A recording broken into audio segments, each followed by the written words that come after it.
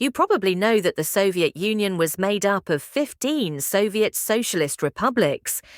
But did you know that inside these large republics, there was another layer of smaller countries within countries, created specifically for ethnic minorities?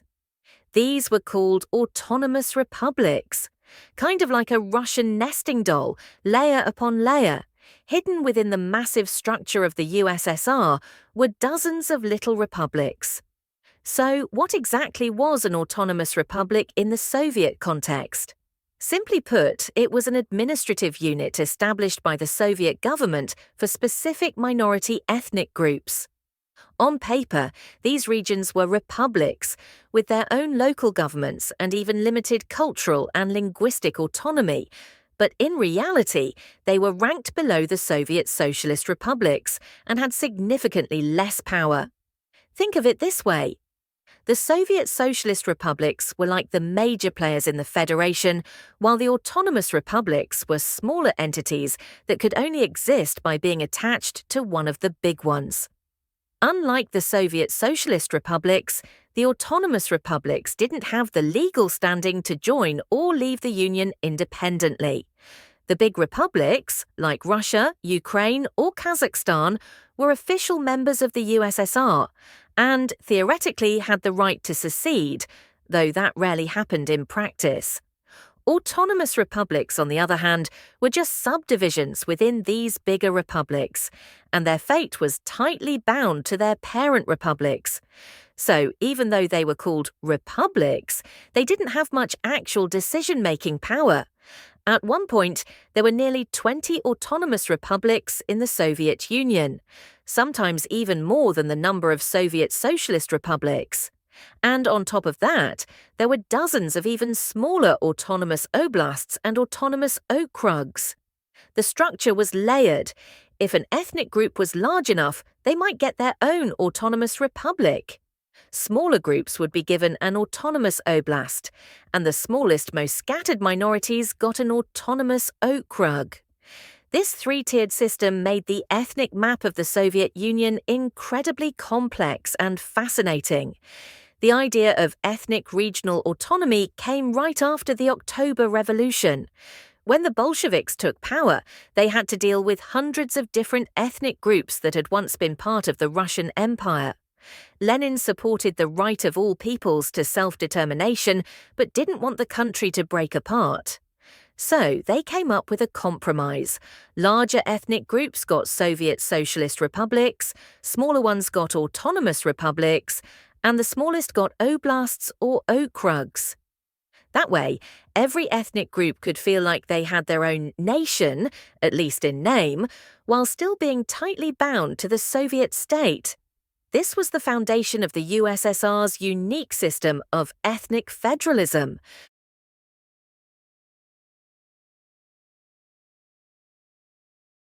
After the revolution and civil war, the Soviet regime introduced new policies to gain the support of minority ethnic groups. Lenin's government advocated national self-determination, at least in theory, allowing every ethnic group to chart its own path. In the early 1920s, the map of the USSR began to fill up with new regions known as Soviet Socialist Autonomous Republics. These were republics established within the federal system, giving certain ethnic minorities a designated territory.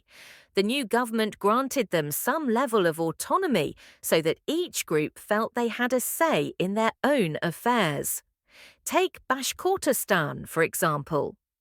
In 1919, the Bashkir people along the Volga River were granted the USSR's very first autonomous republic.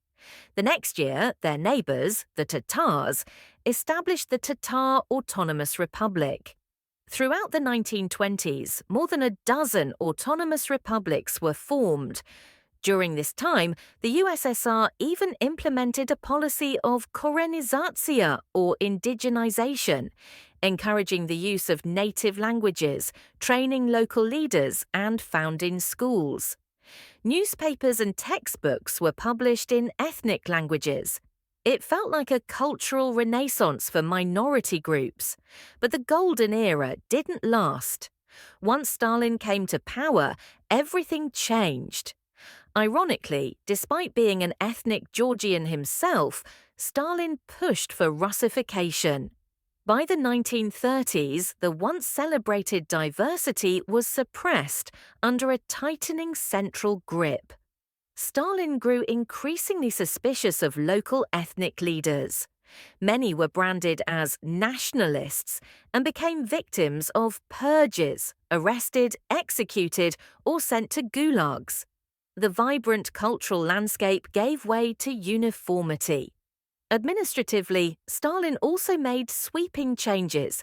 The 1936 constitution upgraded some autonomous republics to full Soviet socialist republics, like Kazakhstan and Kyrgyzstan.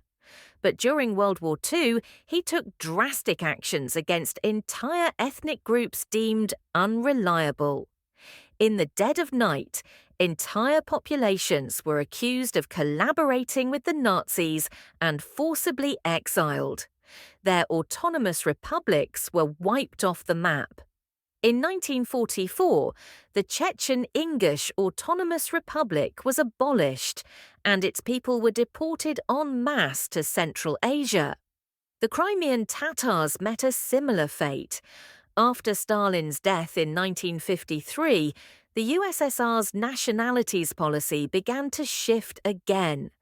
Many of the exiled peoples were allowed to return, and some of their republics were re-established.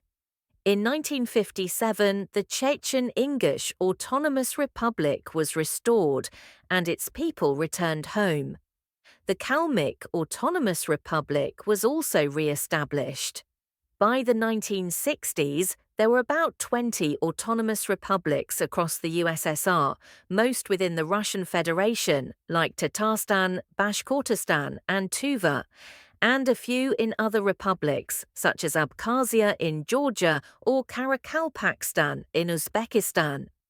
On the surface, these republics had their own constitutions, languages, and governments. But in reality, Moscow held all the real power. Major decisions and appointments were tightly controlled by the central government. During the Brezhnev era, the USSR was often jokingly called a federation of equal peoples, with one people a bit more equal than the others.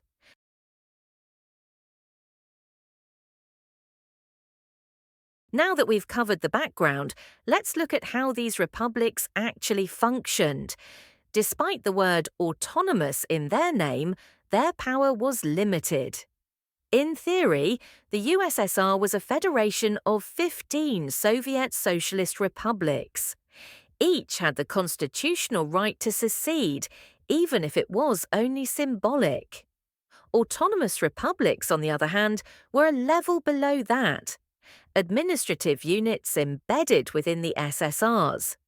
For example, within the Russian Federation, there were autonomous republics like Tatarstan, Bashkortostan, and the Chechen-Ingush Republic. They were named after their dominant ethnic group but held no sovereignty. In practice, power flowed from the top down, from Moscow to the SSRs and then to the autonomous republics. Each autonomous republic had its own Supreme Soviet, local parliament, Council of Ministers, government, and Communist Party branch. But these institutions were firmly under the control of the central government. The USSR's constitution stated clearly that the Communist Party was the leading force in society, and this extended from the capital to the farthest villages. Most major decisions had to be approved by Moscow. Even political representation was largely symbolic. In the Supreme Soviet, a chamber of nationalities gave each SSR 32 seats and each autonomous republic 11 seats. But these representatives were often pre-approved by the Communist Party, and elections were tightly controlled.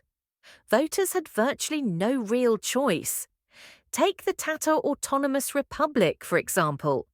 Its leaders repeatedly tried to gain more autonomy or even status equal to the SSR's, but those efforts went nowhere.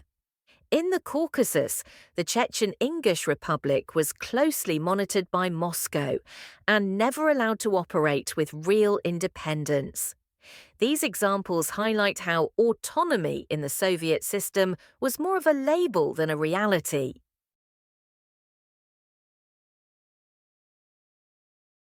If you travelled across the USSR back then, you'd see how different the autonomous republics were from each other, economically and socially.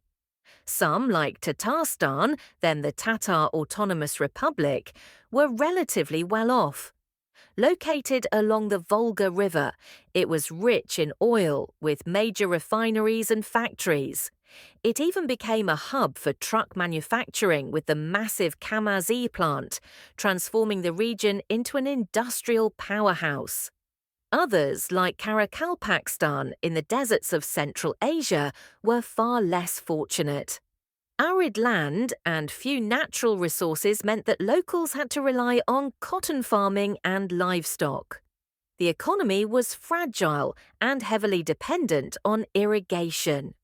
In mountainous regions like Dagestan, rugged terrain and a lack of resources limited development, and the region remained poor for decades. The central government tried to manage these disparities through 5-year plans, setting economic goals for each region. Industrial regions were given factories and infrastructure. Agricultural zones were pushed to grow cotton or wheat. While this helped modernize remote areas and boost literacy and healthcare, massive inequalities persisted. In terms of public services, cities like Kazan, Tatarstan's capital, had modern schools and hospitals. But in rural or mountainous republics, schools were often just one-room buildings, and access to healthcare was limited. People in some areas had to travel hours just to see a doctor. These disparities created long-term challenges and tension between regions, especially as the USSR began to unravel.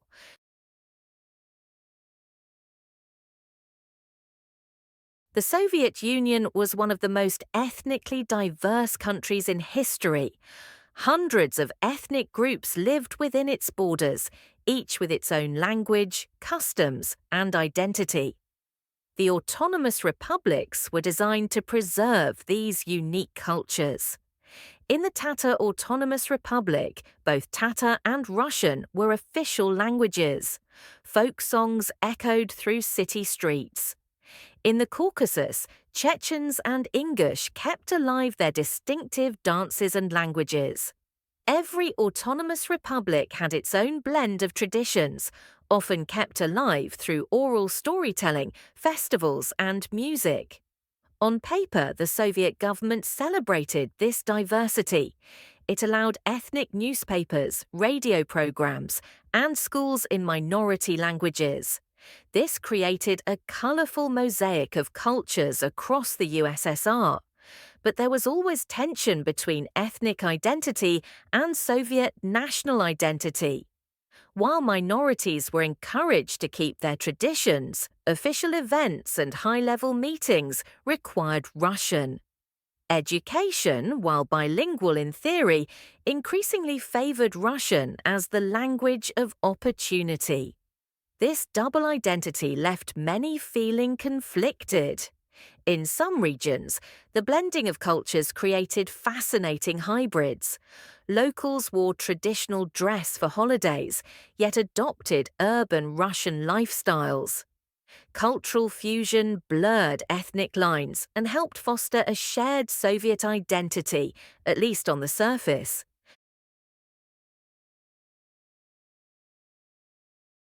When the USSR collapsed in 1991, its layered system of autonomy quickly unraveled. The 15 Soviet socialist republics became independent nations, while the autonomous republics found themselves in limbo. In Russia, many of these republics still exist, like Tatarstan, Chechnya, and Dagestan. Although they're officially autonomous, their powers have been increasingly rolled back. In the 1990s, some republics pushed for more independence, but the Russian government cracked down. The most extreme case was Chechnya, where attempts to secede led to two devastating wars.